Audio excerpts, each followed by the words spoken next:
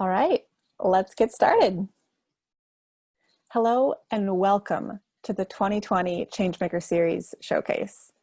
We've got about 150 and growing participants, community members, friends, family, and colleagues that are here tonight to learn about and support the work of our creative teams and the nonprofits they support. Thank you for spending this evening with us. My name is Kristen Pfeifferlich, and I'm the current Changemaker Series Director. Before we dive in, I'd like to take a moment to acknowledge that we are all on Indigenous land, wherever we are during these remote times. Here in Seattle, I am on the land of the Duwamish and Coast Salish people. They are the original caretakers of this land, and we are grateful for their ongoing stewardship, despite the many societal and systemic barriers they face. If you'd like to learn a little bit more about the land you're on, as well as the practice of land acknowledgements, we invite you to follow the link in the chat, and even perhaps post in the chat some things you learn about the land that you're on this evening. Which brings us to some housekeeping items. Use that chat throughout the evening to ask questions of our team, our keynote speakers and other speakers throughout the evening. Send encouragement to them, props and applause. Troubleshoot with our team if you're having any tech issues. And if you're lucky, you might be one of our free giveaway winners at the end of the evening. You must be present to win, so we'll ask that you post your name in the chat and acknowledge that you are present if you are one of those lucky winners. Additionally, you can access captioning or subtitles for the event in that Zoom toolbar near the chat box. Press that CC button and you'll have the option to view those captions across the bottom of the screen. You can customize those by clicking the CC button and the little up arrow next to it. You can adjust the size there. We would struggle if we didn't have the support of all of these wonderful people and individuals that have seen us through a really interesting year. We'll share more about some of those challenges as we go on tonight, but thank you to all these incredible individuals. You're what fuels us. This evening, I'll share a little bit about AIGA Seattle and the Changemaker Series program. We'll hear from keynote speaker, Ashley McGirt. We'll hear from our 6 teams who will share a bit about the process that they went through with their organizations over the course of the last 5 months. And at the end of the evening, we'll give away some free prizes. The host of this event and this program is AIGA Seattle. AIGA brings design to the world and the world to designers. As the oldest and largest professional membership network for design, with over 18,000 members across 70 chapters, AIGA promotes design as a professional craft, a strategic advantage, and a vital cultural force. Here in Seattle, AIGA Seattle is a 501c3 nonprofit, and we aim to harness the power of design for a better future. We offer resources, support, and connections to increase the impact of every creator, because creating something great isn't limited or restricted to anyone of a certain status, profession, or industry. All of us are creators. The Changemaker Series is the embodiment of that idea. We aim to bridge the gap between Seattle's design community and its nonprofit or social impact space. Every year, we pair teams of creative volunteers, ranging from designers, marketers, advertisers, project managers, writers, researchers, and more. We pair them with nonprofits in the area and use design thinking as a collaborative and creative problem-solving tool. Over the past few years, we've focused on a new theme every year, a new cause. We focused on food access, housing and homelessness, immigrants and refugees, youth, and wildlife and environmental conservation.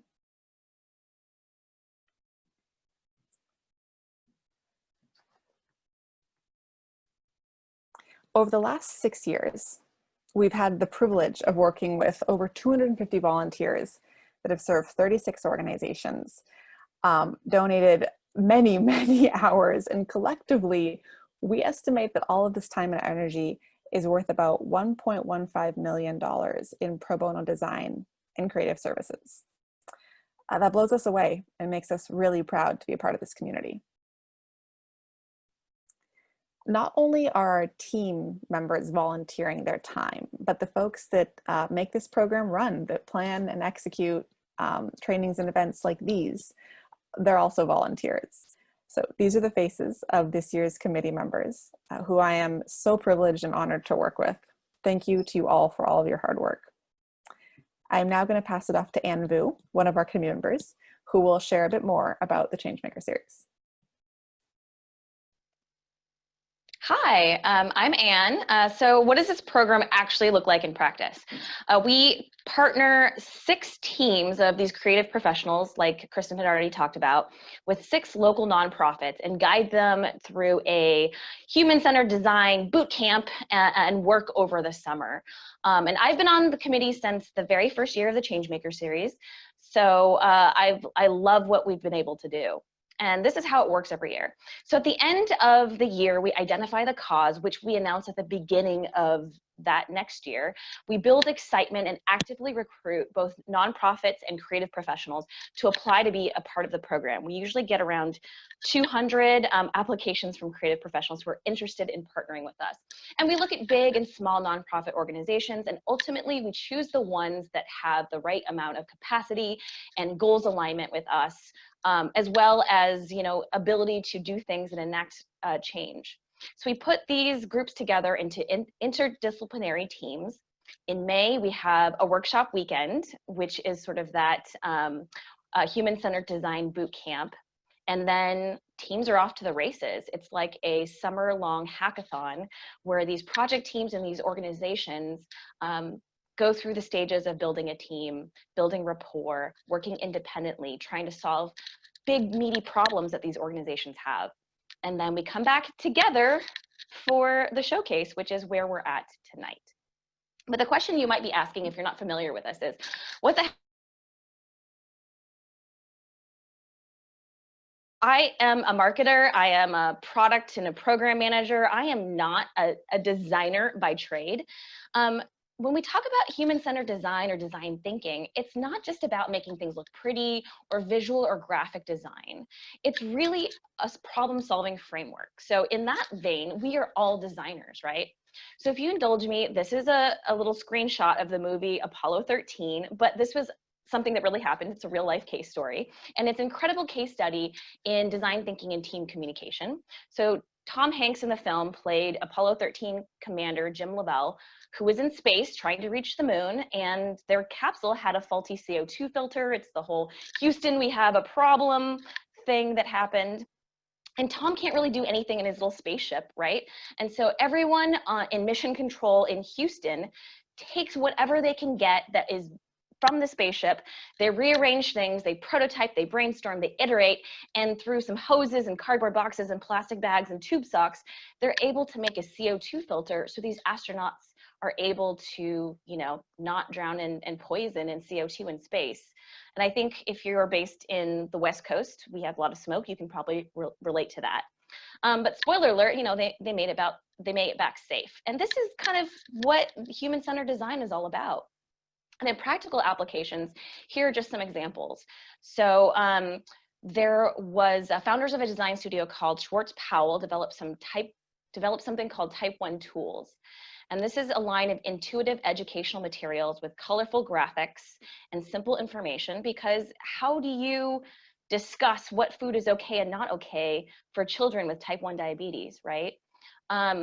Working with design consultancy IDEO, Kaiser Permanente found ways to reduce the amount of time it takes for nurses to change shifts.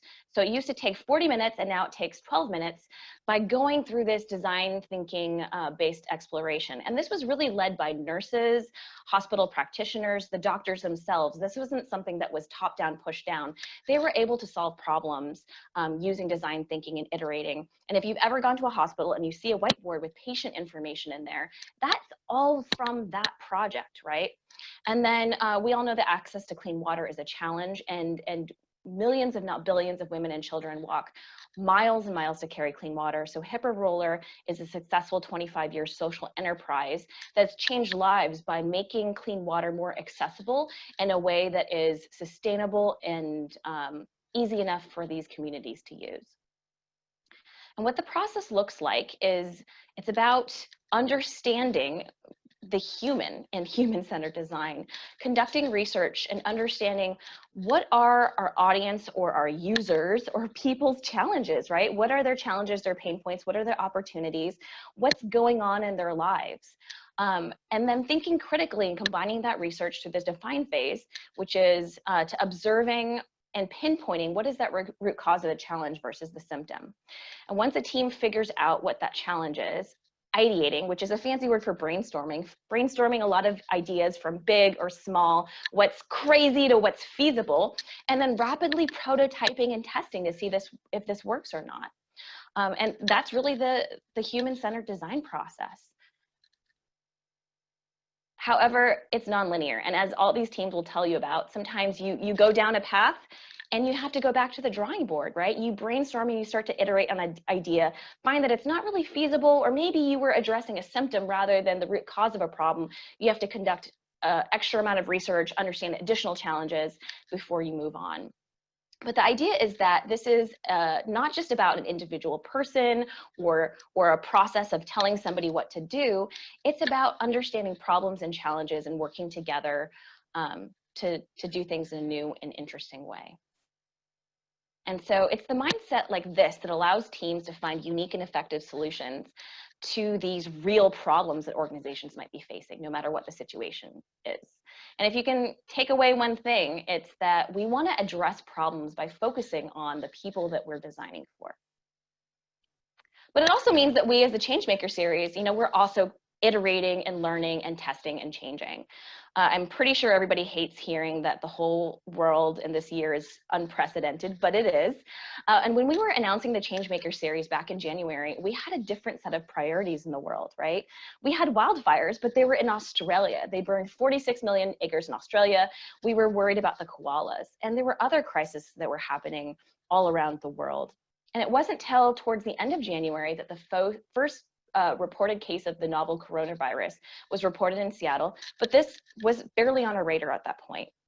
Because right after that case was reported, we hosted a launch party in person where we announced this cause. We opened up applications for organizations and creatives.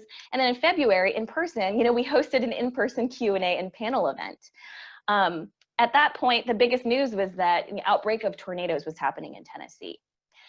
So it wasn't until March that the Seattle area started to shut down and people are starting to work from home, and we enter the phase 1 of quarantine, which caused us to make the decision to go digital in April with an online only workshop weekend, so that we had to come together and rejigger our curriculum to figure out how do we take these physical in-person exercises to a virtual plane. And additionally, these organizations are facing new challenges, resource constraints. Their demand is harder than ever. We have people on our project teams who are now unemployed, teaching their kids and helping their kids school from home. And then on May 25th, George Floyd is killed by police. And that serves to spark protests due to systemic racial and other injustices, including police violence and a lack of accountability. And so we thought at that point, we had to re-examine and brainstorm ways to improve our curriculum. We had to prototype and iterate because our version this year, it wasn't quite right. And we reached out to Creative Reaction Lab for help. And they hosted a workshop for us in August and did some consultation sessions with 2 of our project teams on design equity. So we're going to continue to iterate and prototype and test how we can improve and add to our curriculum and better explicitly support and help teams navigate designing for inclusivity and designing for underrepresented groups like the BIPOC community. So you're all here at our first virtual showcase, never done this before, and we're excited because this allows us to engage beyond our neighborhood when we're digital, but we're also doing it during the second worst wildfire season Washington State has ever had. There's devastating wildfires all along the West Coast, and we have team members and people who are further affected by this. So we want to keep the people who have lost their homes and lives in our hearts and send good thoughts to those firefighters and operation managers who are battling those fires.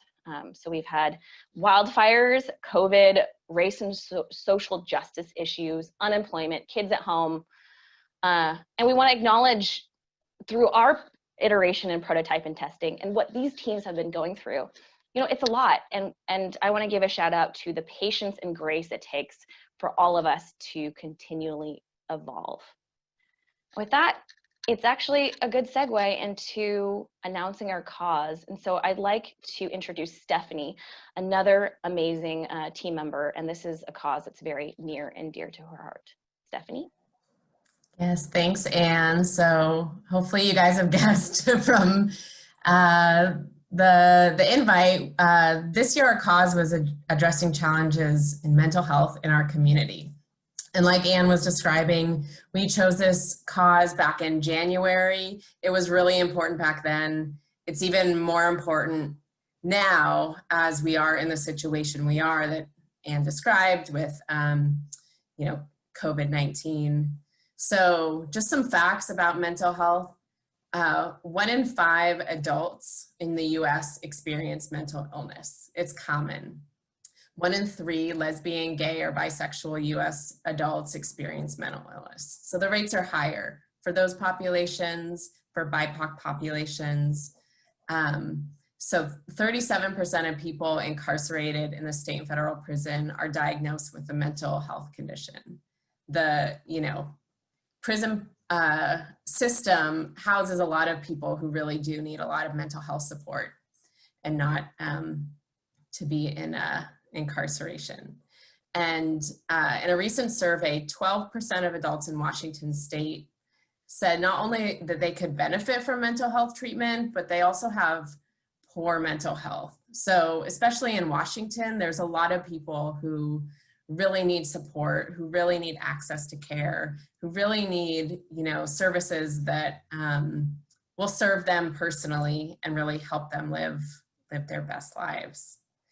So this is what the whole theme was about. And before we kind of jump into the teams, we have Ashley McGirt, who's going to be giving some background about mental health and you know, the work that she does in the Seattle area.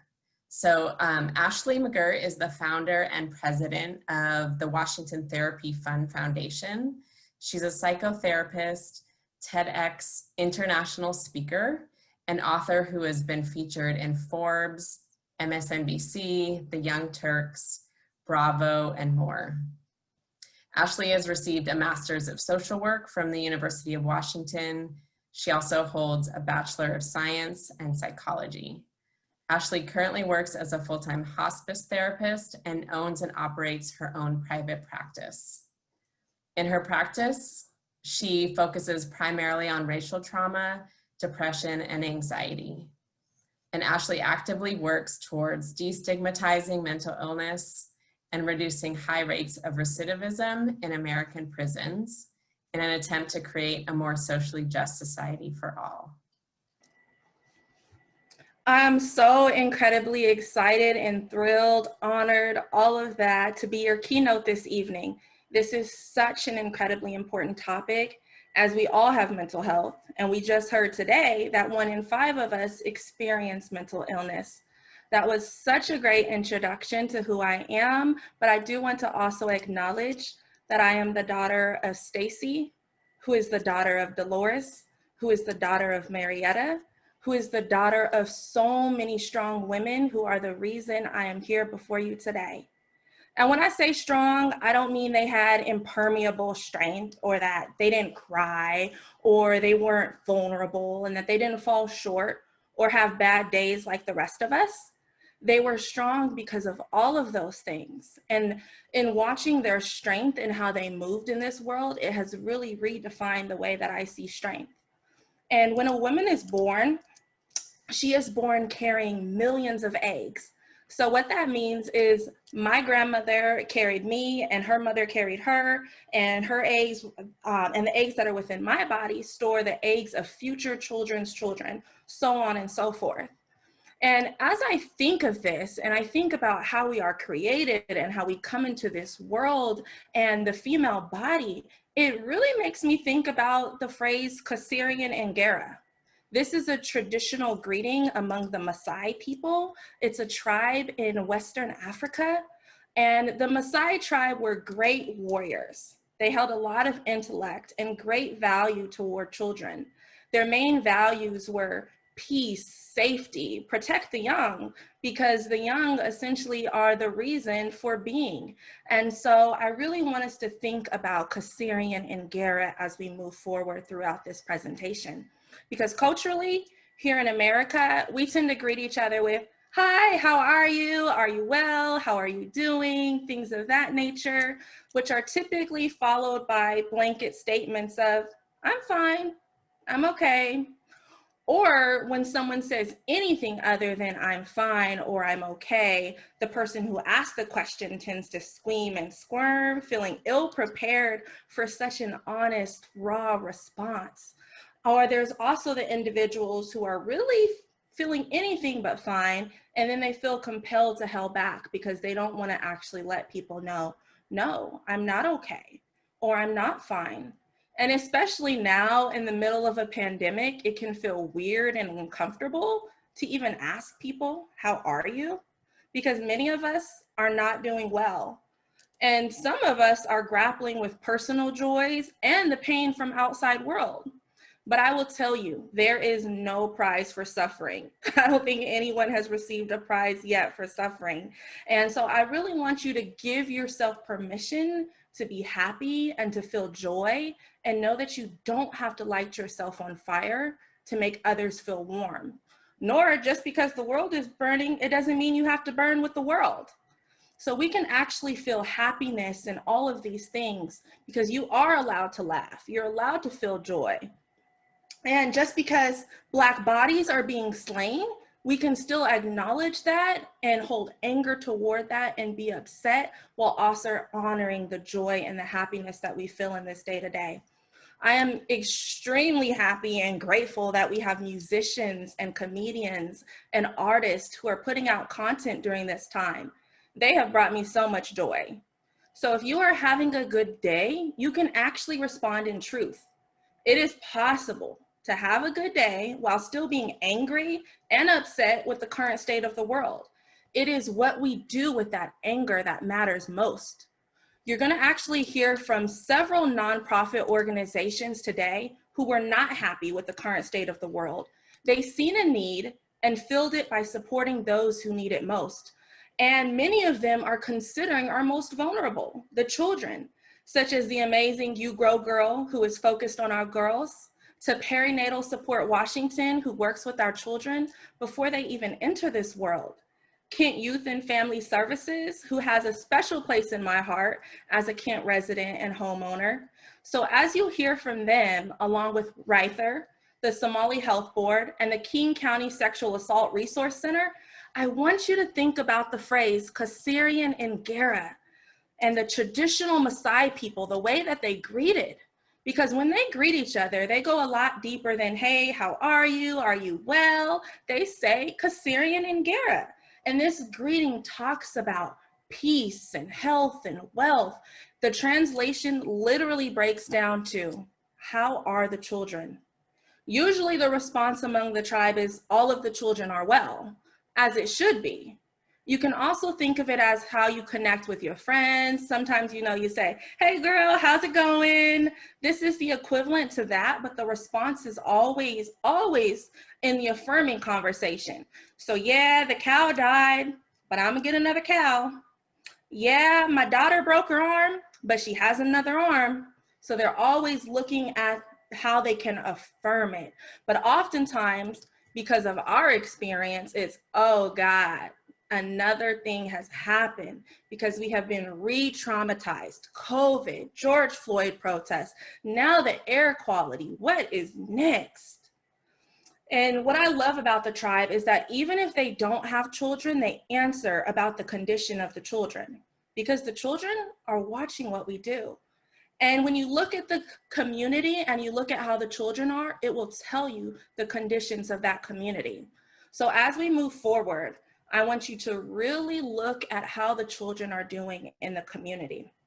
These amazing nonprofits who are coming up after me are doing some great things, really, really phenomenal in the community that are helping to improve the lives of our children, which ultimately make change among our communities. So please support them and know that it is how we keep the children well, and it is how we keep our community well. Because currently in the community, the seniors didn't get to go to prom, have a graduation. Kindergartners are missing out on their first exposure to an in-class experience, and everyone in between, from daily massacres to losing heroes. We've lost so many heroes, and we wrestle with the death of Black humans and Black heroes. The parallels are not lost on us as we grieve cumulative losses in this moment.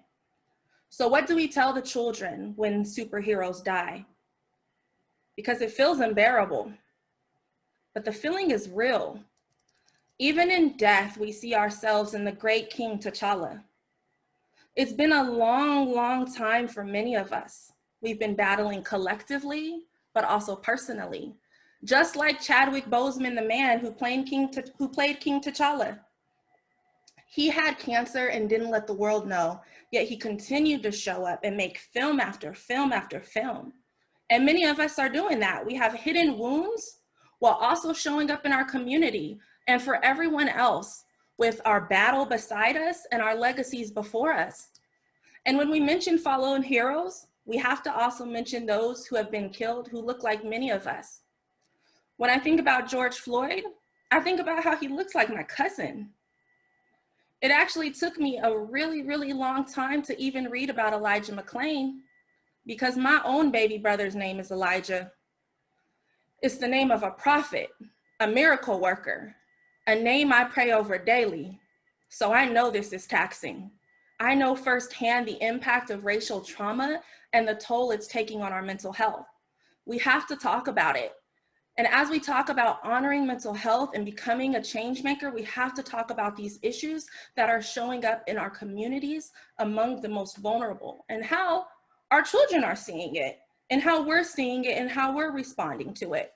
Because currently, BIPOC communities are overwhelmingly overrepresented as essential workers. They're more likely to have an underlying health condition, more likely to receive unequal treatment due to provider bias, or live in an area where hospitals deliver subpar care. Recent data actually shows that Black people account for 1/3 of the COVID-19 hospitalizations, yet we only make up 13% of the population.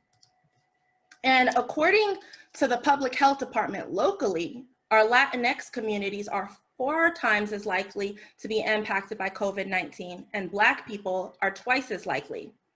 If we do not address systemic racism and respond to the coronavirus equitably, Black, Indigenous, and other people of color will continue to die at disproportionate rates. When the coronavirus first appeared in Washington state, it was centralized in the suburbs of Kirkland. But data now shows that over the past few months, as this virus has continued to occur and we've continued to battle with it, that the population of white individuals with COVID-19 has actually decreased, whereas communities of color has actually increased. And this is cited by the public health department locally. We can contribute this to quarantine facilities that opened up in South King County, where the majority of people of color have been placed due to gentrification. There is a quarantine site a mile away from my home here in Kent. As active change makers, we have to ask, why were communities of color chosen to house a virus when it started in a predominantly white suburb? Communities of color are at great risk for mental health stressors. These stats are just a few of many that we can report. I only put a few on this slide in front of you. And I'm not presenting this to paint a picture of dire circumstances, but I am presenting this to paint a picture of what people of color are dealing with, what people in your communities are dealing with, what your friends are dealing with. Societally, we tend to place blame on the individual. For example, Black Americans have more psychological distress, racial and ethnic minorities are burdened by disabilities due to mental health struggles, and we know that Native Americans are disproportionately burdened with PTSD and alcohol disorders. The list goes on and on and on, and it continues to be extremely overwhelming. And the question is often asked, what is going on with those individuals and with those communities that they can fix within themselves? That is often the messaging that we received. But where else can we look? What context creates these mental health struggles? We have to stop placing the onus within. That is short-sighted and it does not see the full context. We have to look at institutionalized, systemic, and socialized oppression. Those constructs work to create a really difficult context for people of color all across the globe. And all of the nonprofits who you will hear from today are working to combat these issues. Many of us have given up on 2020. Everywhere I go, I'm just waiting on 2021 because this year started off with the collective mourning of Kobe Bryant and his young daughter and the other passengers on board who were killed. In thinking about Kobe, I think about the countless times I have flown and even rode in a helicopter. Each time we all fly, we hope that we land safely. And when I think about Kobe Bryant's death and how it started out the year, I immediately thought about the time I took my niece on a helicopter ride when she was probably 9 years old. This is me and her when we went on our first helicopter ride together. I hope that we would be able to travel across the globe. Not across the globe, but across the Oregon coast, maybe the globe. I don't know if I want to ride a helicopter anymore, but across the Oregon coast as we did, because I'll be honest, I'm on a plane almost monthly, not as much with COVID going on anymore. And I know a whole lot about race, racism, mental health, and how to make positive changes, but I don't know anything about aviation, zero, zilch. Don't ask me to fly a plane because I don't know anything about it. But I hope the pilot does. I hope and pray that my days are of more use to me on this earth, which is really how many of us are operating when it comes to racial trauma, racism, and so many other things. We hope it isn't really a thing. We hope racism will end. We hope things will get better. We hope 2021 will be better. We hope someone else will make it better. But I mean, Dr. Phil isn't showing up for all of us. Nor is Oprah pulling a therapist out of her back pocket saying, you get a therapist, you get a therapist, you get a therapist. I mean, I'm not sure if anyone is really hoping that Oprah's gonna pull a therapist out for us, but you get it, because hope is of no use to us when we are doing anti-racist work or working to be a change maker. We can't be a change maker and hope that someone else makes the change. That's giving up our agency. We can't do that. Hope is external. When I fly, I'm relying on the pilot. I'm putting my hope in the pilot, my hope in God, my hope that the weather will be okay, my hope that I will make it, but it's all external because like I said, I can't do anything about it.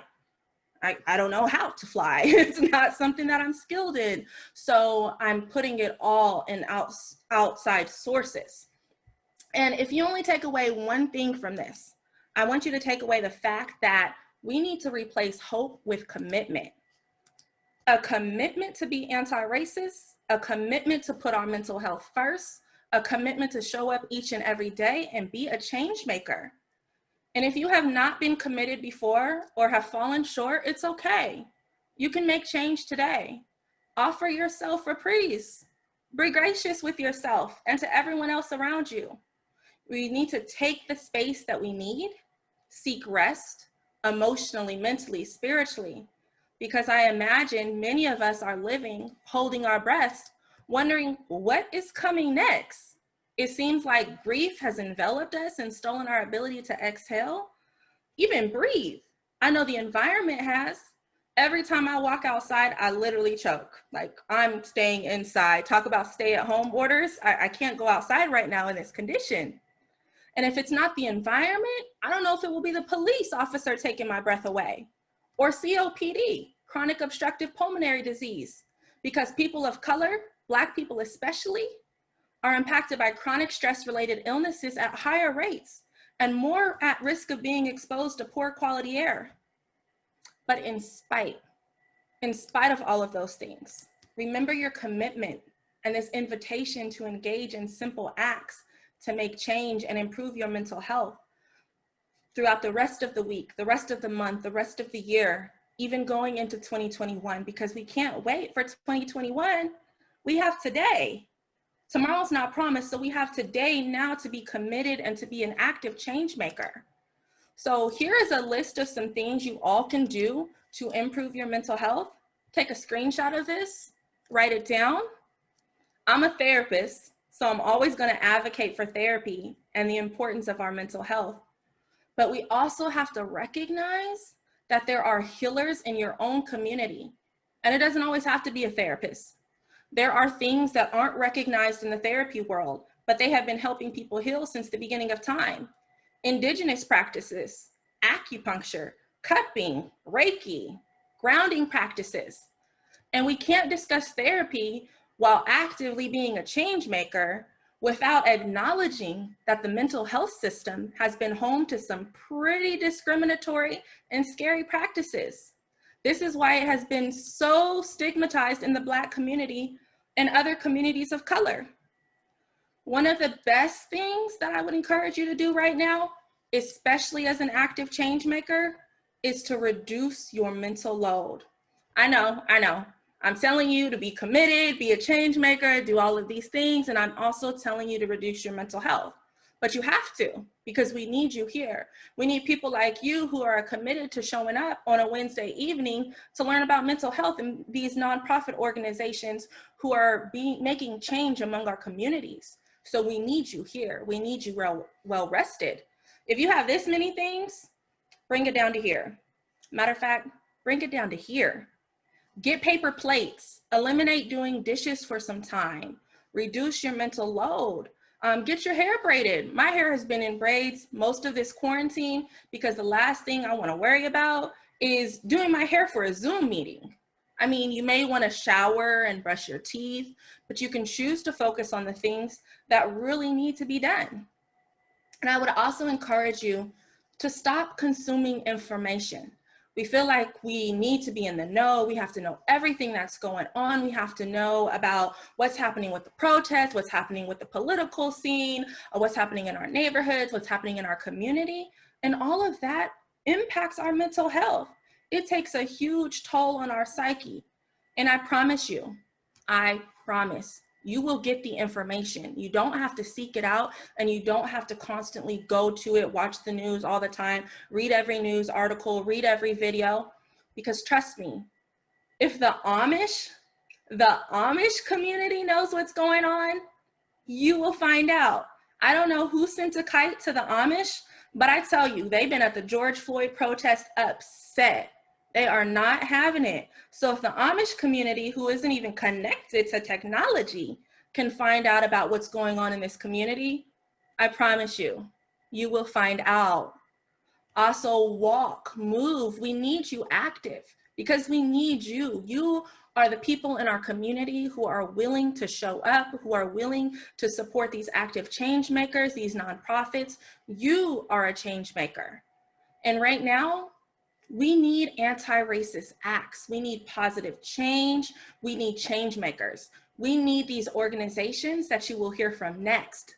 It's the reason I created the Washington Therapy Fund Foundation, because I recognized a need and I know the value of mental health. It is priceless. You cannot pay for mental health. You can improve your mental health. You can pay for a therapist, pay for a therapy session, but even me, I'm not handing out better mental health to my clients. I'm giving you coping skills, helping you recognize your traumas and tools, and it's a whole process. It's work. And I do recognize the financial barriers, which is the reason why I created the Washington Therapy Fund Foundation, to help eliminate some of those financial barriers to the Black community. Literally in direct response to the incessant police brutality and anti-Blackness that has been coming upon our community for centuries, since we stepped foot onto this country. It is a change that is needed. And everyone is able to be a change maker. You, the person behind you, the person in your home, we all have the ability to do something in our community to show up, even if it's just supporting other change makers, because maybe you don't necessarily know what to do. But I encourage you I encourage you to be committed to making change, committed to being anti-racist. That is a commitment that can start with you and trickle down throughout your household. And I want you to follow the work of these nonprofits and support them because they're doing great, great work. I'm so happy and I'm proud that we have them and that they're among my community and that I can support them and serve with them.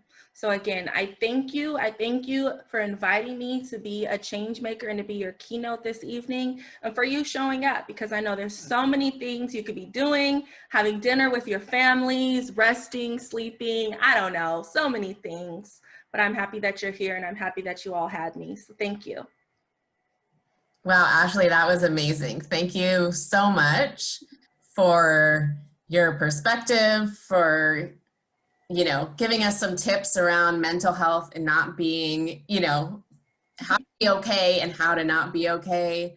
And just, you know, your perspective about all the different things that people of color are facing in our community and how we can help.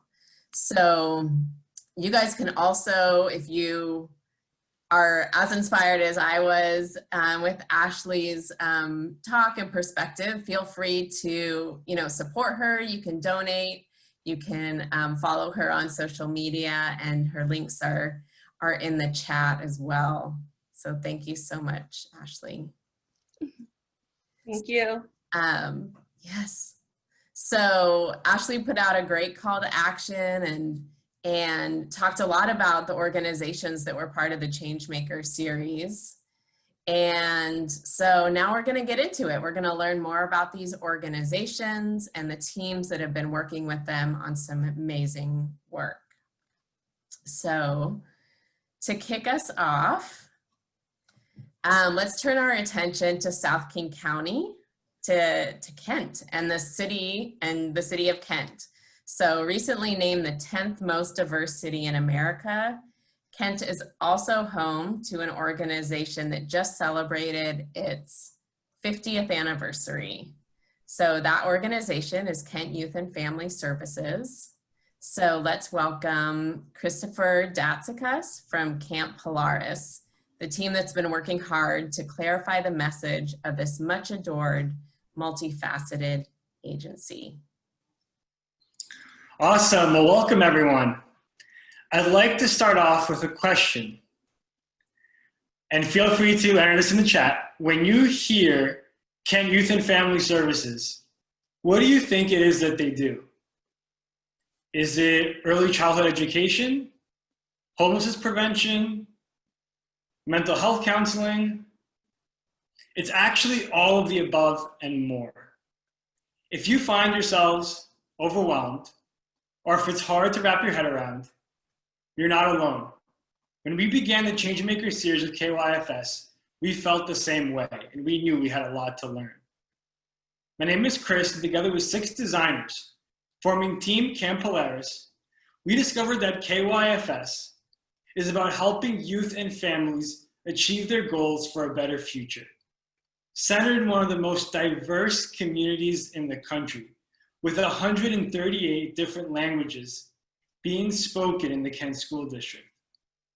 With a backdrop of a 50-year history, their imminent retirement of their executive director of 21 years affords an opportunity for change. So while the range of services are a result of their long history, changing demographics, and large service area, makes them a cornerstone of the Kent community, it also makes the organization complex to grasp, not just to us, but also even to staff and donors, clients, board members, and volunteers.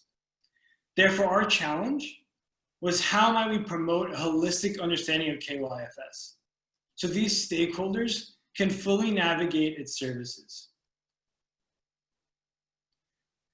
Applying the human-centered design principle in a time of COVID forced us to be a bit creative. We augmented a KYFS neighborhood drive-through visit with a Google Maps tour, conducted a brainstorming session online, and utilized virtual tools to do prototype testing. We built context through KYFS staff and donor surveys. with a total of 51 respondents, secondary research, and interviews with 2 nonprofit subject matter experts. But it was the non-empathy interviews with KYFS staff, donors, and volunteers that brought the experience to life. We discovered that staff and clients form relationships primarily with the individual programs as opposed to the broader KYFS organization. We learned that over its long history, KYFS has become a cornerstone of the Kent community, exemplified by its deep ties to the city, range of services, and unique offerings. And lastly, promotion of KYFS has largely relied on the outgoing executive director, and KYFS advocates can use some help in a way that better matches their style. Therefore, we developed a 3-part strategy. First, uniting KYFS and bringing the organization together. Second, tangibly representing impact and essentially answering what is it that KYFS does. And third, creating advocates out of KYFS believers, essentially helping people share that impact. We brainstormed many ideas and worked closely with the client to prioritize what is most impactful. We landed on a set of 3 deliverables. First, a set of brand guidelines to align KYFS's materials for multiple programs. This helps ensure that there's a consistent message that clients from the various programs are receiving. We also created a communication strategy that helps KYFS leadership better target their outreach efforts.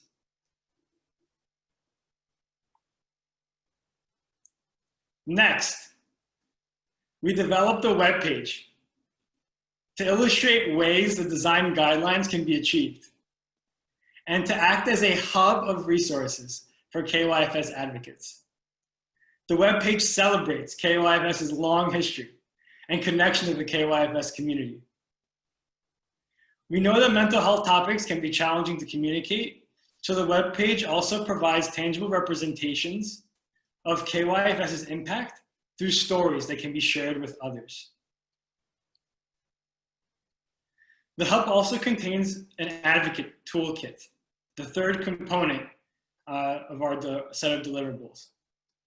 With KYFS's biggest cheerleader, the outgoing director, leaving, it leaves pretty large shoes to fill. So that means that the role of the KYFS advocate is even more important. This kit is a collection of resources, such as key messages, infographics, and templates, so that board members, volunteers, and community members can utilize these to more easily promote KYFS. In closing, our team is united by a deep and personal motivation to improve mental health for all. Our most heartfelt thanks goes out to KYFS, our org representatives, Paul and Lily, AIGA, and the Kent community for giving us this opportunity to participate. Each one of us is so grateful to have had played even a small role in moving KYFS towards its mission. The Hub and Resources launch on September 21st, KYFS's official 50-year anniversary. With a clear message and new tools, KYFS's constellation of services can better serve the Kent community and look towards a shining future for the next 50 years. Thanks.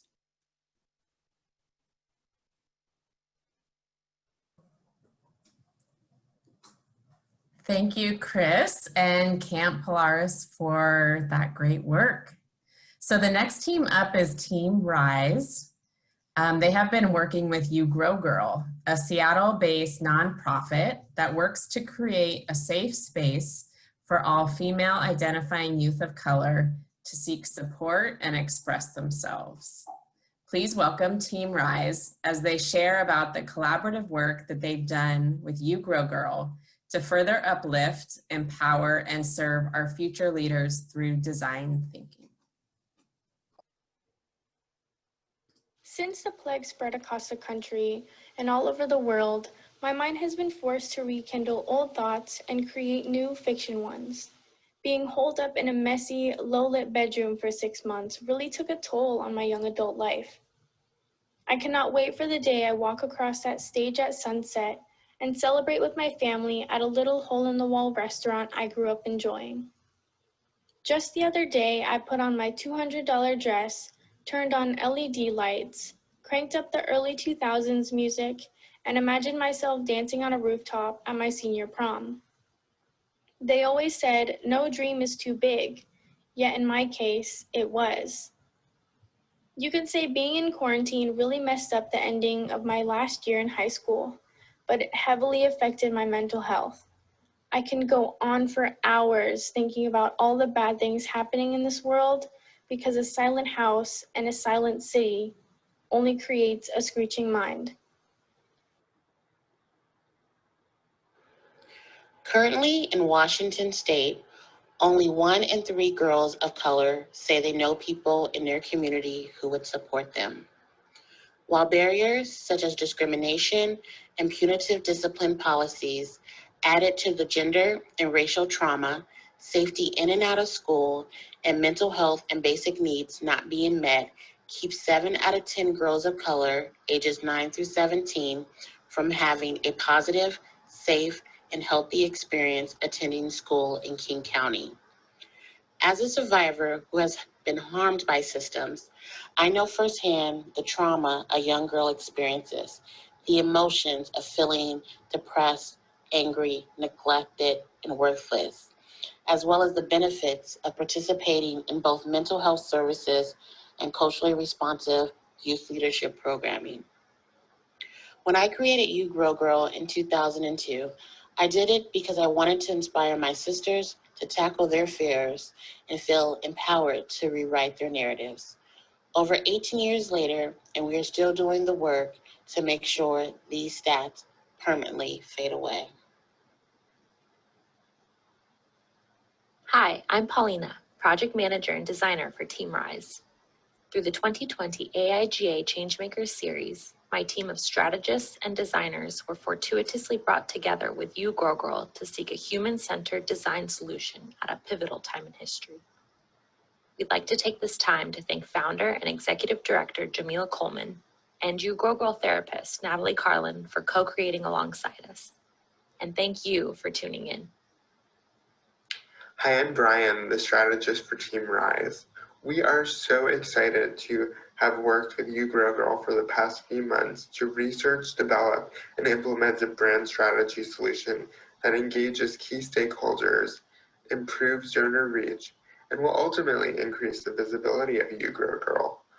From board members to staff and donors, we found that some members were feeling disconnected from the heartbeat of the organization and had a hard time recalling the services that they offered. Through our discussions and team research, we realized that You Grow Girl needed a way to bring together its great work and brand into a consistently communicated mission and key pillars that can be shared with all stakeholders and donors. Hi, I'm Jen, the writer for Team Rise. When we first met Jamila and Natalie, their original goal was to initiate a new marketing strategy so that they could better reach donors and increase visibility for their organization. As time went on and we had many meaningful conversations with so many members of the sisterhood, we realized that it wasn't only donors that needed to be reached. We saw the need to create a single source of truth for all members of the sisterhood so that they could feel more connected. So we modified our statement to, how might we create communication tools to better engage key stakeholders with all advocates and allies of the You Grow Girl sisterhood so that they feel more connected to the mission of empowering all girls and young women of color. Hi, I'm Judalee, the graphic designer for Team Rise. When we honed in on our goal of creating a single source of truth for You Grow Girl, we did an evaluation of their current branding and noticed that it faced inconsistencies due to not having brand guidelines or easily shareable content for staff, youth, and donors. We also had more collaborative discussions with Jamila and Natalie to find out that their services go beyond primary behavioral health pillars, and that providing an authentic sisterhood and community is their pride and joy. So we wanted to make sure that we built off of that grassroots passion behind the brand. Our goal wasn't to create a new brand for You Grow Girl, but instead to bring out the best of what's behind the brand, the girls. Team Rise set out with an initial goal to do diligent research and leave no stone unturned when learning about the You Grow Girl brand at large. In listening to key teams conduct their meetings and in getting to know members of the sisterhood, we learned that their programs were strong, their internal teams were united, and their mission was clear. Suddenly, Team Rise's job became simple. Equip You Grow Girl with a foundational brand Bible, a single source of truth, a sisterhood toolkit serving as the core of the You Grow Girl brand. The You Grow Girl Sisterhood Toolkit brings key content and brand assets together, ensuring that their core message is always clear and consistent. We made sure that any new content we created was reflective of all key stakeholders. Our main goal was to make it easy for members, advocates, and allies to be able to communicate the You Grow Girl mission. The toolkit features a message from the founder, an elevator pitch, donor pitches, heartbeat quotes from staff and youth, a participant persona, key pillars, as well as brand guidance and a full brand library. Having everything in one place will ensure that everyone is on the same page, so You Grow Girl can continue to do the amazing and essential work that they do. I felt alone and desperate for an ear in the early months of isolation, until You Grow Girl stepped in and became just what I needed. They've sent me personal care packages with snacks, hygiene kits, and uplifting notes telling me I'm not alone. You Grow Girl has taught me to keep my head high and look ahead. They have provided so many opportunities that can benefit my near and far future. This rough patch that I'm going through right now is just that, a rough patch. Soon enough, I will be back on my feet and feeling tougher than ever. When I hit full-on adulthood, I will look back and barely remember what it was like to run out of toilet paper or be constantly ashy from too much sanitizer. You Grow Girl has been empowering, uplifting, and inspiring over 125 girls and young women of color a month for over 18 years in Washington State and beyond. Hi, I'm Natalie. As a You Grow Girl therapist, my main goal is to treat our sisters as the experts of their own lives and to give them the tools they need to take control of the present and to dream about their future. It's never too late to make an impact. Show her you're in her corner. Visit yougrowgirl.org today. Thank you, Team Rise and You Grow Girl. So the next team is going to be Team Reach is next. They have been working with King County Sexual Assault Resource Center, a Seattle-based nonprofit giving voice to victims, their families, and the community, creating change in beliefs, attitudes, and behaviors about violence, and instilling courage for people to speak out about sexual assault. Thank you. So KSARC came to us with the challenge of the original How Might We statement. How might we present KSARC's comprehensive approach to ending sexual violence and providing hope and healing to survivors in a way that attracts and inspires new prospective donors to give?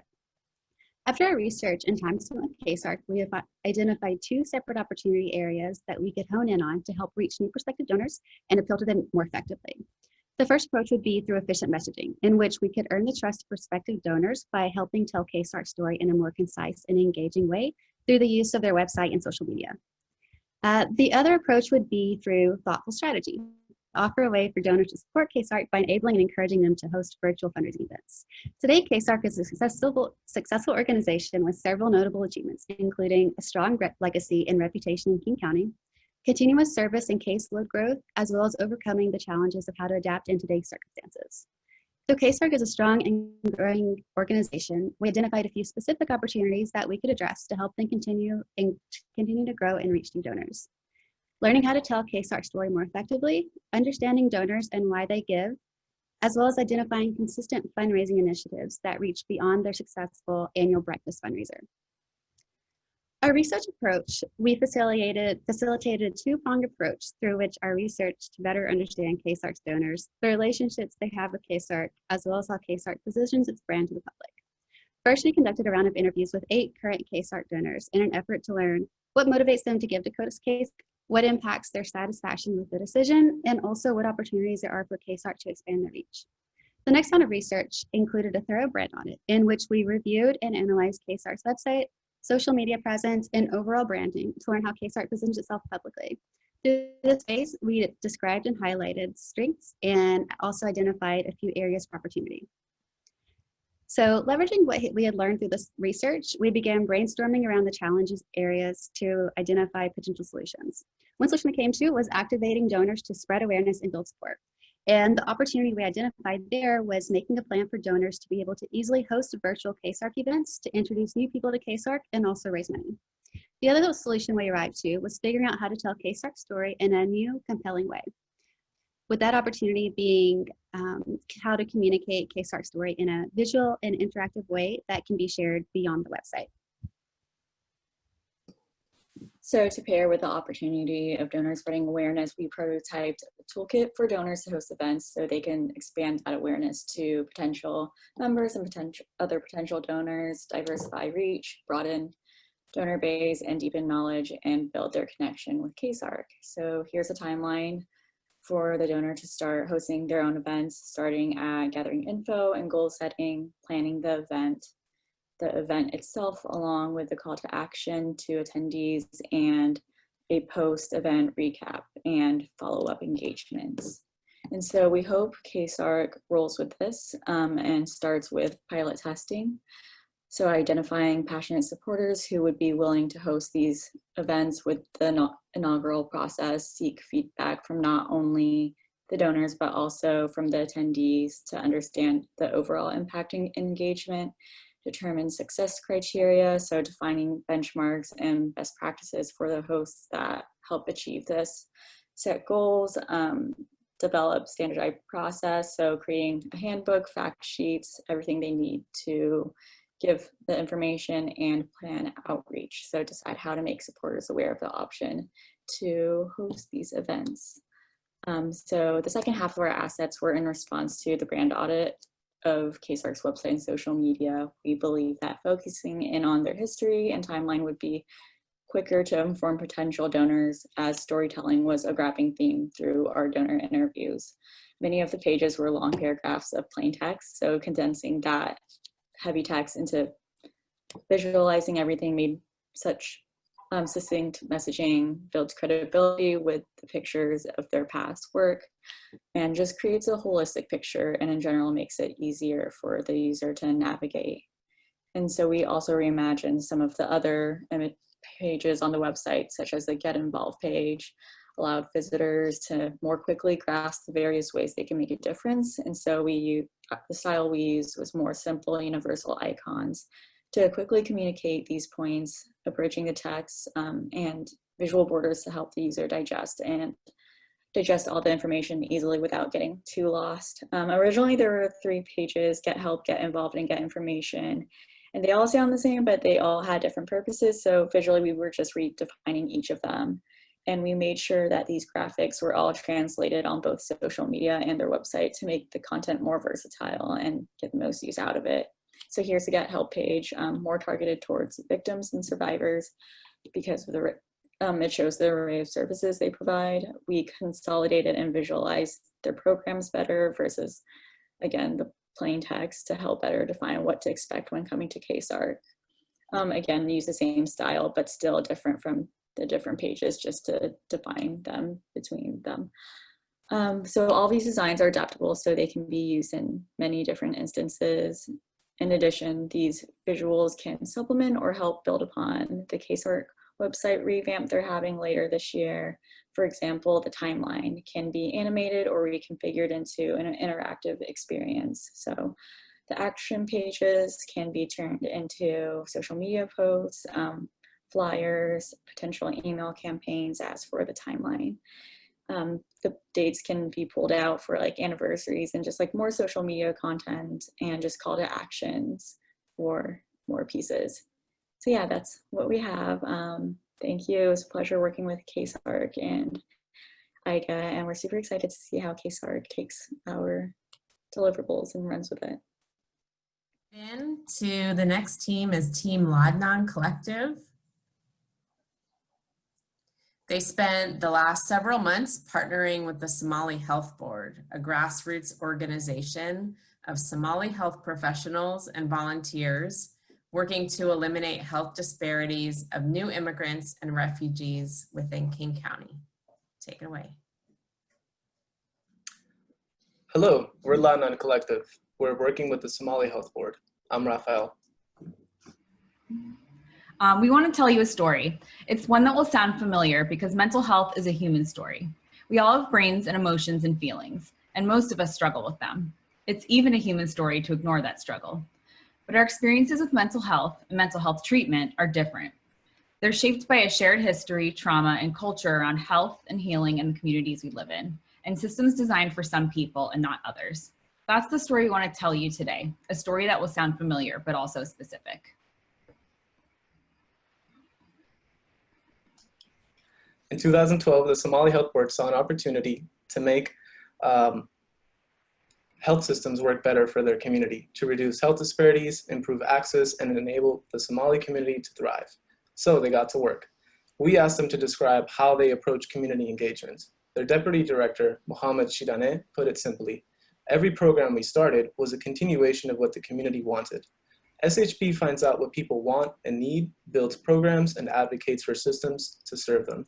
So when the community started talking about substance abuse, suicides, and other challenges with mental health, SHB listened, and they started to consider how their organization should address mental health.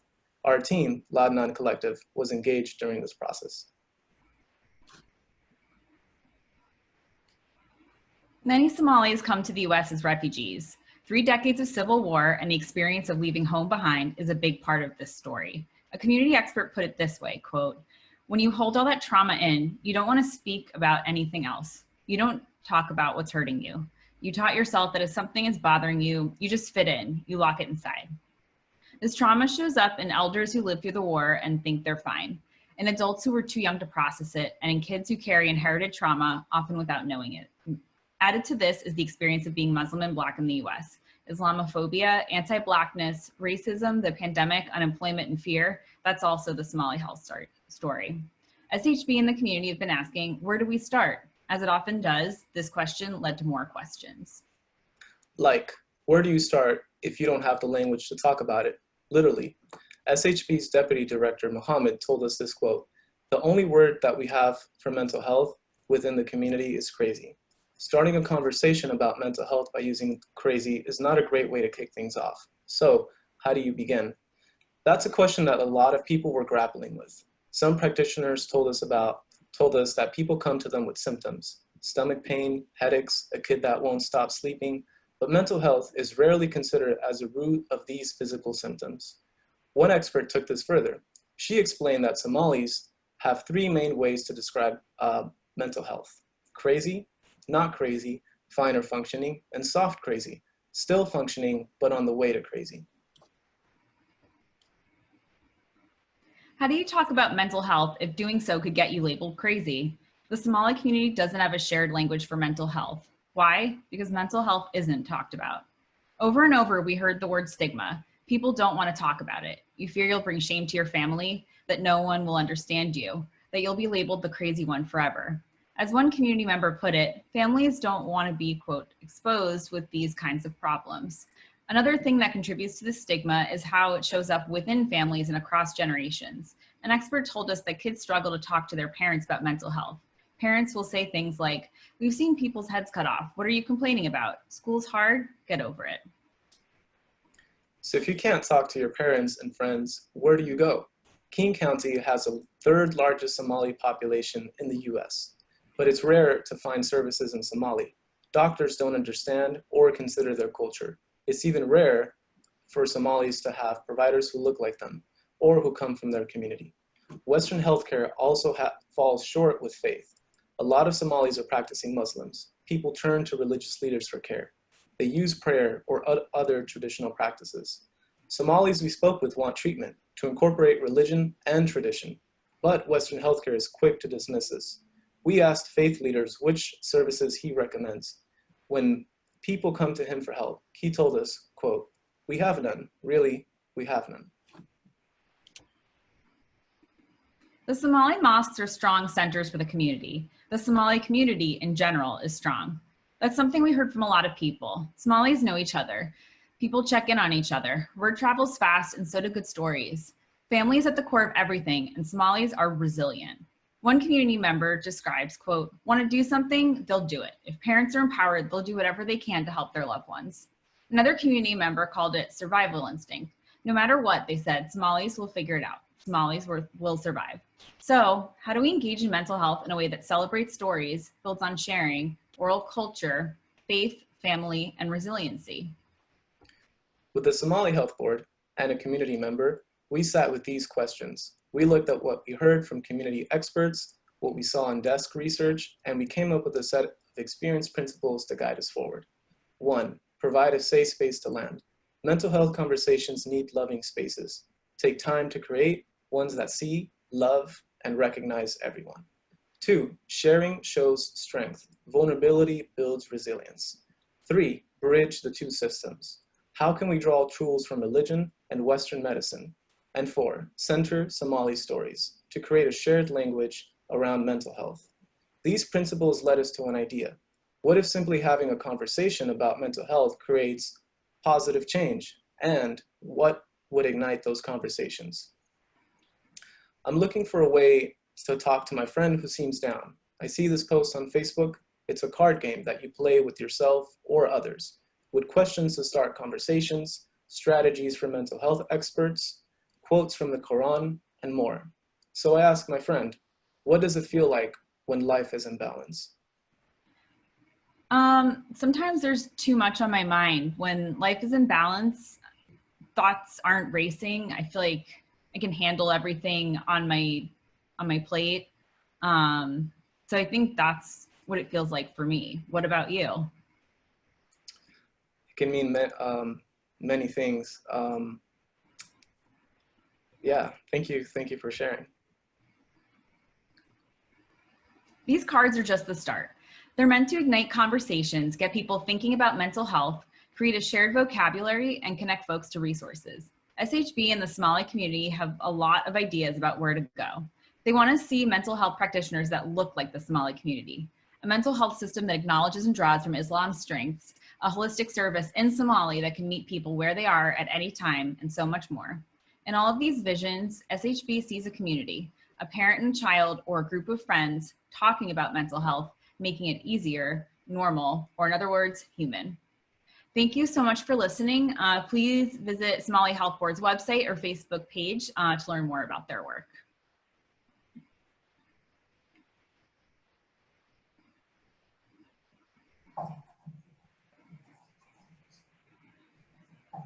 Thank you, Team Ladnan Collective and Somali Health Board. Now, next up is Team Chameleon, who worked with Ryther, a nonprofit with a mission to help young people find a path to healing and hope. Ryther embodies that mission through change-making action, providing a wide set of services in neurodiversity, transitional community treatment, behavioral health, and more for families, children, young adults, and youth experiencing homelessness. Team Chameleon will now share more about how they're helping Ryther achieve their mission and adapt to new COVID-19 challenges. Hi, everyone. This was the original, not the original How Might We statement we were presented with. This is our revised one. The original statement that we focused on that was given to us by Ryther was a lot broader in scope. As we went through stages of interviews and research, rounds and rounds, we really kind of scoped down as we went along and found that we really wanted to focus on a portion of the user journey that we could make the most impact. And we really felt like it was at the point when youth experiencing homelessness were actively engaged with Ryther staff that we could do that.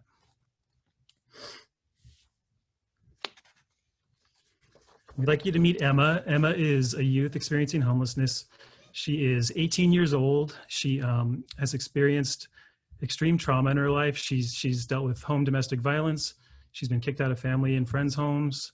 She did not graduate high school. She's been homeless for 6 months now. She has incredible challenges. She deals with panic attacks, substance addiction. She has a serious trust issues and like developing relationships with people because everyone in her life that she should trust has let her down. Her schedule is really chaotic. She can't plan for things and really needs help. And hopefully she's going to get to that point someday. We'd also like you to meet Joey.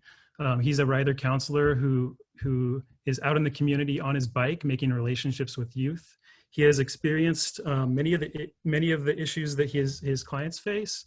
He has he's meeting the clients where they're at, and we really found in our research that we can't replace that person-to-person interaction that Joey gives to his clients. It takes months to develop relationships with these clients, and he really has to build that trust over a lot of time. There's tons of setbacks, and he's really got to keep at it. It's really challenging for him. Enter Ryther. Ryther's been around since 1885. As the counselor reaches out to the youth, they really, their biggest goal is to get the youth plugged into Ryther so that they can get therapy, they can get in a program that makes the most sense for them. The team at Ryther is fantastic. They're really passionate about the work they do. They've gone through some really big challenges in the global pandemic, where they've got to adapt to working remotely, which is really challenging for therapy. They have a temporary shutdown on their main cottages because of funding, and that's been a big pivot for them. So it's been a bit of a scramble. This is our fantastic team. This has been a really powerful group of women I've had the privilege to work with. We rallied around a team identity that was centered on our two top values of empathy and adaptability that we embodied in a short identity that we could rally behind. Everyone contributed in multiple areas, not just in their focus area, and really appreciate working with all of them.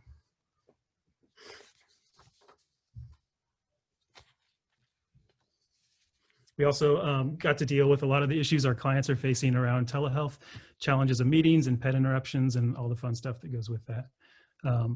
Our initial set of ideas, we had a lot of really fun, big ideas that was a great starting point, from wearables to therapy kiosks where the clients could do in-person therapy sessions, progress and rewards tracking app, text reminders, lots of big ideas, but most of these ideas were serving just one of our main personas here. We had these three main personas, and really we needed to find a way to look at this more holistically. So we decided to take a step back. We wanted to look at something, solutions that could really hit the overlap of these segments. So we took the ideas that we had and we started to rank them based on the amount of impact they could have and the amount of effort it would take to implement the solution.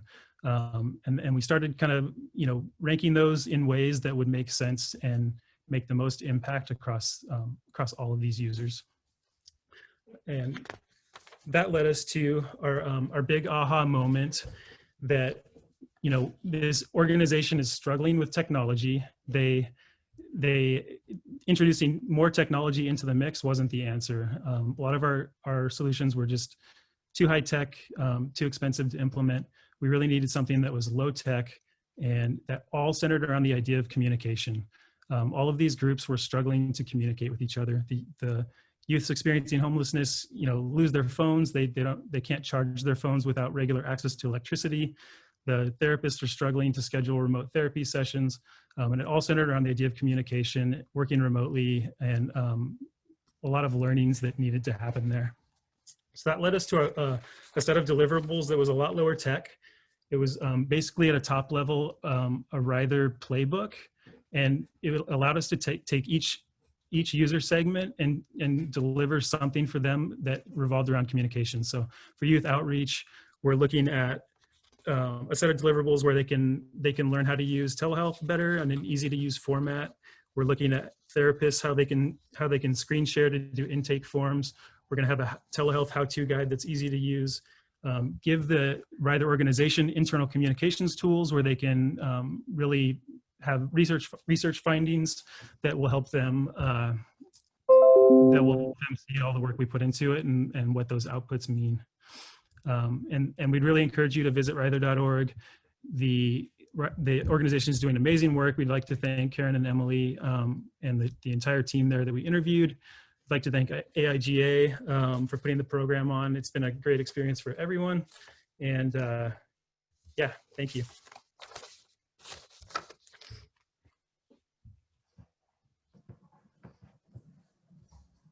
Great, thank you, Team Chameleon and Ryther. So our final team is Team PS Warriors. They have been working collaboratively with Perinatal Support Washington over the last few months. This statewide nonprofit is committed to bringing awareness to perinatal mental health in order to support families and communities from conception to baby's first birthday. Please welcome Christine Perlich as the presenter on behalf of PS Warriors. I was starting to have intrusive thoughts, and like when my son would cry, which he would scream and cry every day, I felt this response in me that was like anger and sometimes like violence. Like I just wanted to shake him to get him to stop crying, but thankfully I kept myself from doing that. And then I was having thoughts of like just running away and leaving him and my husband behind and just checking into a hotel room just so that I could sleep. But the intrusive thoughts were really when I knew I had a problem and I needed help. Research shows that during pregnancy and postpartum, about 1 in 5 women and 1 in 10 men experience a significant mood disorder such as depression or anxiety. Many moms like Camille, whose name we've changed out of respect for her privacy, think that this is how they're supposed to feel, that they deserve it. The birth of a child can be one of the most life-changing events for a family or for a person, and with it brings many challenges and opportunities. One such challenge is mental health. That's why we're here today. For some, the perinatal period will be the first time that they experience mental health symptoms. For others, it'll be a time when they pay extra special attention to the way that their diagnosis manifests. Fortunately, an amazing nonprofit is committed to shining a light on perinatal mental health and its cascading and profound effect on children, on households, on support systems, and on everyday moms like Camille. Perinatal support is on a mission. They want to ensure that all care seekers here in Washington State know that they're capable and deserving of feeling better, and also that they receive the timely, appropriate, and culturally relevant mental health support that they need. When we met, PSWA was at an important threshold. Their How Might We statement painted a bold and ambitious picture of how they wanted to better engage with parents and healthcare providers, expand opportunities around storytelling, advocacy, and action, and increase their overall impact. They were thinking big about these opportunities. And they also realized that much of their success was going to depend on a comprehensive understanding of the audiences that they served and the value that those distinct audiences gained from having interacted with their organization. We had a lot to learn. We started inside the house working with the organization to develop ecosystem and empathy maps, and these helped us to understand the landscape and PSWA's initial knowledge base about their core audiences. Then it was time to get outside the house. We surveyed and spoke with more than a dozen care seekers like Camille, as well as several providers ranging from primary care doctors to support group facilitators in both English and Spanish. While every person we spoke with was adamant about the importance of the value of the services that they received from PSWA, they also shed light on some of the challenges that they faced during their care journeys and additional ways that the organization could help people like them. As designers and strategists, we know that the timing, the relevance, and the resonance of a message are what incite action. As researchers, we wanted to dig deeper into the recommendations we were hearing throughout our conversations to make sure that we got these 3 ingredients right. The care speakers that we spoke with had a lot to share with other parents who might be experiencing similar challenges, so we set up a co-design workshop. Moms like Camille participated in this co-design activity with us, walking us through their personal journeys, the highs and the lows, and the care provider touch points along the way. Ultimately, they helped us to propose compelling messaging that would encourage new moms like themselves to reach out the moment that they sensed something was wrong. Here's a little reel so you can see what it was like. My parents had less resources than me, so I should just suck it up because this is what parenthood is. I felt was frustration, fury, and rage. Other people have it worse, and I should be grateful for the things that are going well. And while that's very true, I felt like it was very minimizing. I said, you don't need to be in bed all day to deserve help. You just need to ask. So what did we hear? While every parent is struggling with a unique set of circumstances, some themes definitely emerged. While it may take some time for a care seeker to realize that they need help, once they do, they seek it immediately. And they're also not entirely sure where to start, and they're really likely to give up easily. Care seekers are also under the impression that they don't have a support system that they can trust. They feel responsible for the feelings that they're having, and they're often told that they're over-exaggerating the experience. And when they're provided with resources, care seekers can often be overwhelmed by the sheer amount of information. And if it's clinical in nature, they're gonna lose interest. By working to reach care seekers where they're at, whether that be a laundromat, a doctor's office, or in their kitchen at home, PSWA can and should use reassuring plain language to emphasize the fact that a person who's suffering is not alone and that help is available. We took learnings like this one, refined our personas, and developed messaging that would resonate with care seekers like Camille and the other moms that we spoke with. This messaging became part of a much larger data-driven marketing and communication strategy. And we also armed the organization with the tools and the resources that they need to accomplish their strategic goals, from analytics dashboards to brand guidelines to comprehensive lists of providers to engage and partner with down the line. Representatives from PSWA actively participated in our project every step of the way. And we're so grateful for their eagerness to learn and to empathize with us. Thanks, Mia and Victoria, who are on the line today. We sincerely hope that the insights and recommendations that we've gained from such a deep dive into your audiences will help you all to better engage with parents and healthcare providers and to reach more people in need. Thanks everyone here today for listening to our story. It was an honor to work with such a great organization and to help get their inspiring message out into the world. Thank you, PS Warriors and Perinatal Support Washington, and thank you to all the change makers. If we were live, you'd be hearing rounds of applause for all the work that you guys have done. So I am going, and thank you guys all for sticking around. I'm going to hand off now to my fellow committee member, Leah Isquith-Dicker, to present the event giveaways. And for you guys who have stuck around with us throughout this Wednesday evening. So Leah, take it away. Awesome. So thanks so much for that transition. During the event, we drew a few lucky winners to collect free giveaways from local donors and partners. You must be present to win. So if you hear your name, please let us know that you're present by typing into the chat. My colleague Jen, another committee member, is going to be monitoring to the chat. And then we'll follow up with you over email, the email that you registered with, to tell you how to redeem your prize. So the first is a voucher for the School of Visual Concepts. They support work done by creative professionals like our 2020 Changemaker Series participants. To help bring more talent to the table, they've donated a tuition voucher for any of their professional development or creativity workshops. And drum roll, please. Our winner for that is Safia H. Hopefully they are present and listening and going to let us know in the chat. We're going to move on to the next prize, and we'll circle back if we need to. So the next prize is Skillshare. An online learning community with thousands of classes for creative and curious people on illustration, user experience, design, photography, and more. Skillshare donated a premium member account, giving our winner unlimited access to thousands of classes. So our winner for that one is Candace H. Again, that's Candace H. So let us know in the chat if you're here. And our next prize, that's a one-year membership to Skillshare, which is very exciting. Our next prize is Beyond Thinking.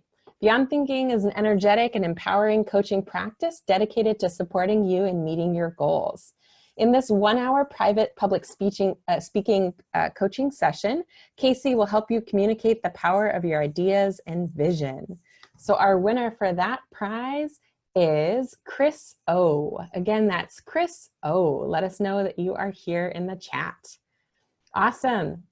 And our next prize is Energy Healing with sensorium hypnosis. So energy healing can help with anxiety, depression, or sleep issues, enhance or increase your body's ability to recover from accidents, chronic pain, or stress, and fill in any gaps in your wellness plan so you can experience a greater sense of health and well-being. Amy of Sensorium Hypnosis will conduct a 1-hour energy healing session. So our giveaway winner for that is Gokul M. Again, that's Gokul M. So let us know you're here in the chat. Excellent. Our next prize is with Body and Practice.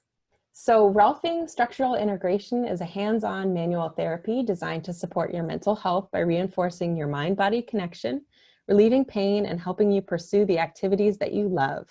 Katie of Body of Practice is thrilled to stand behind the Changemaker Series commitment to improving mental health, and will be offering a 1-hour private session. So our winner for that is Michelle M. Again, that's Michelle M. So let us know in the chat that you're here. Excellent. We've got 2 more prizes.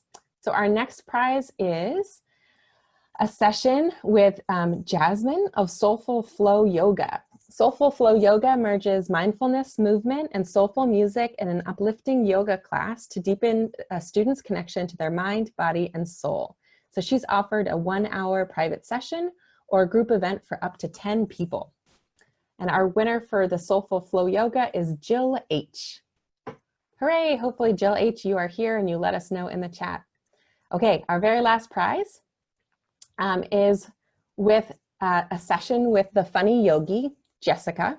Jessica uses laughter, yoga, improv, breathwork, and other play-based mindfulness techniques to help you play your way to calm. She's offering a 1-hour personalized TheraPlay session.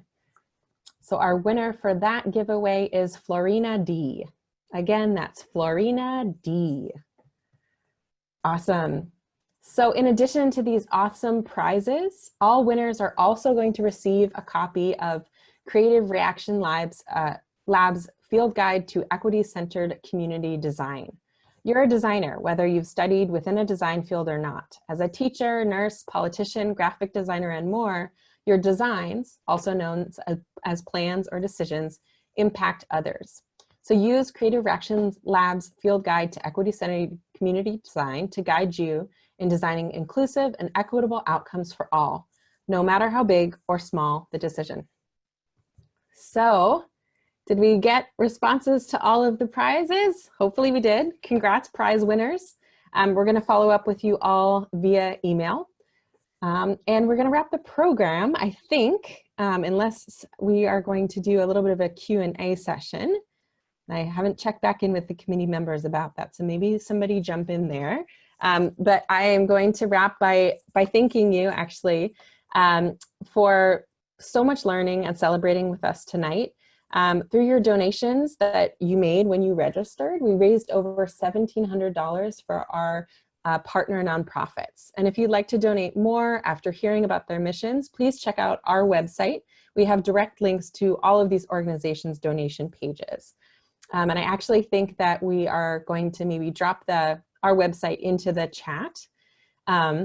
The other thing I want to let you know is that there's a survey coming to your inboxes now, and Mary is also going to post that into the chat, where you can tell us what you thought of this event and suggest a cause for future years. We love getting feedback to make our event and programs even better. Like Anne said, we are always iterating and testing and trying to improve the program for everyone. So with that, I think I say thanks and have a good night, unless there is more to wrap up with.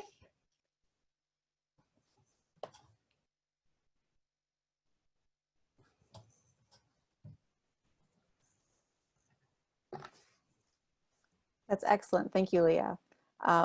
Really thrilled to have you all join us. As we've seen in the chat there's links to our survey to share more about how you felt about the event and what you'd like to see us focus on in future years. So thank you to our teams, to the nonprofits, to our speaker, to the committee, and to all of you for showing up.